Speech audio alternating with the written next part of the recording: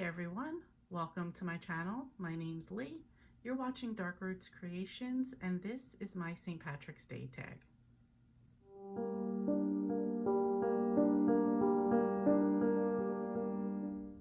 Though I'm often mistaken for Irish, I think it's probably the curly hair, the green eyes, and the pale skin. I am not Irish at all. However, one of my favorite things about living here is all of the different cultures that have come here, and therefore we celebrate a lot of different things here. So St. Patrick's Day is one that I celebrate. I will leave the creators of the original tag in the description box below.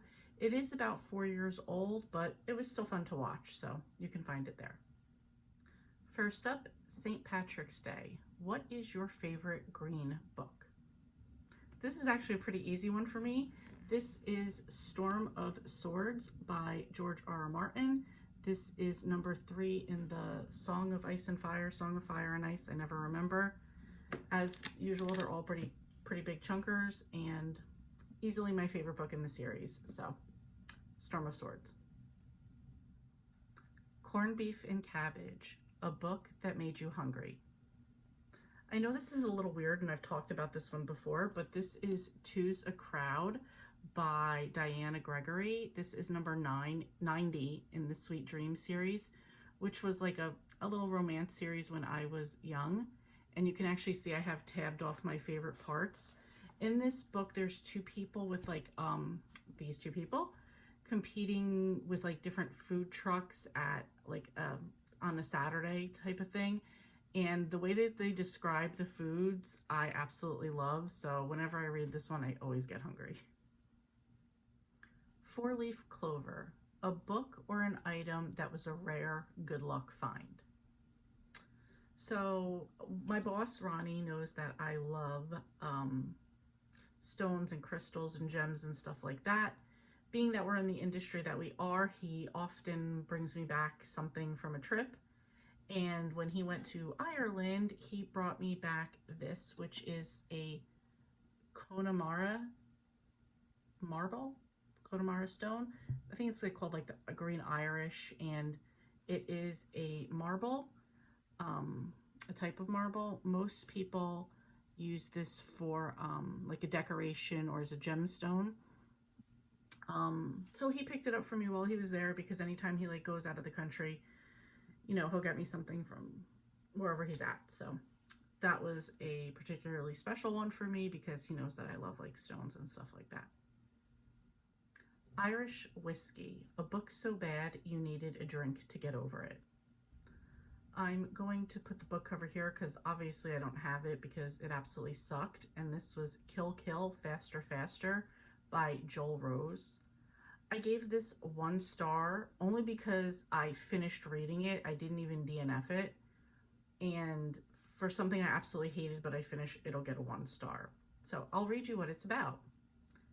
Joey Oneway doesn't believe he'll ever leave prison until hotshot producer Marky Mann pulls strings to spring Joey after he served 17 years for killing his young wife.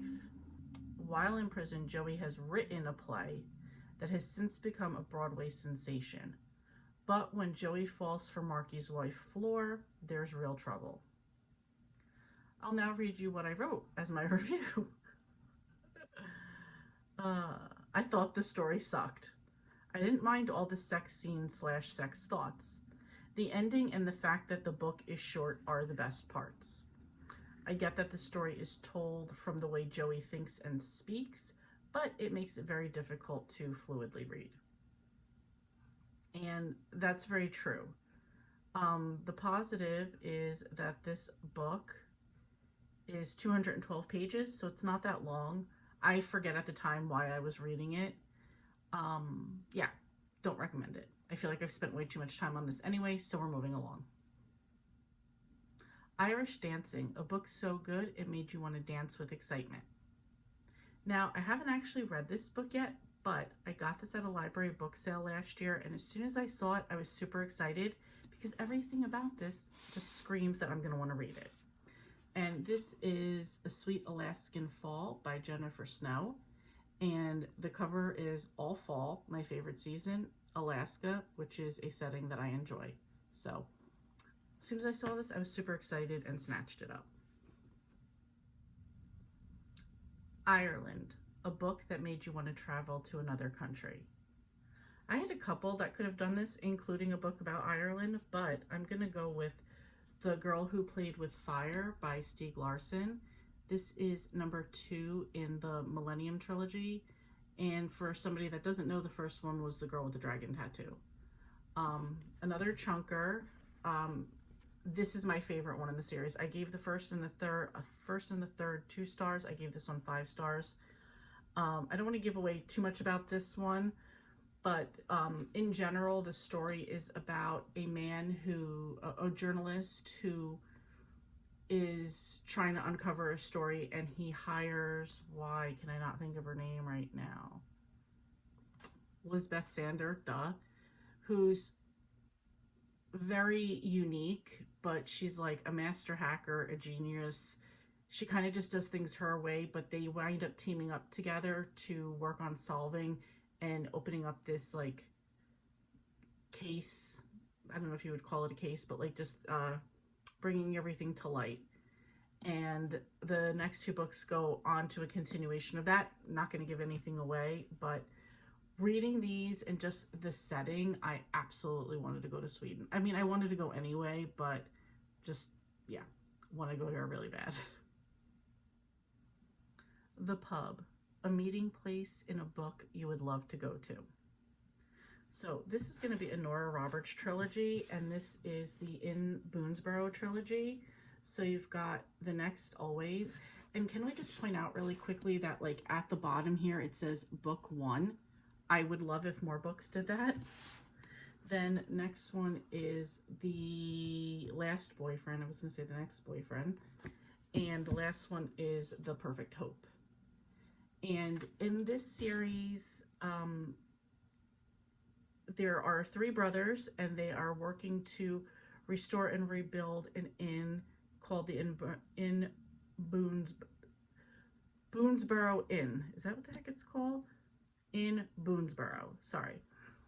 And I would just love to be there because the hotel, which is a real life hotel in Maryland, each of the rooms in the inns are modeled after like a couple in history, such as Romeo and Juliet. And the detail that they talk about putting into this inn just sounds amazing, and like everybody meeting there and working on the inn together, as well as like a pizzeria across the street that one of the characters owns. Just sounds like it would be the perfect place to like hang out and meet up with everybody, and I would just like love to be there. I do have plans, or I have had plans in the past pre-COVID with my sister to do like a sister's weekend and go stay here. I realize it's like a romantic spot, but I don't care. And just kind of go there and hang out and see what it's about and like kind of get like the real life part of it. So that's it. That's the tag. If you want to do it, tag your it. If you don't have a channel, but you still want to give your answers, please put them down below. I would be interested in reading what your answers would be. And if you don't want to do it at all, or whatever, just want to say happy St. Patrick's Day. I hope you enjoy your weekend. And yeah, that's it. Thank you so much for watching, and I will see you next time.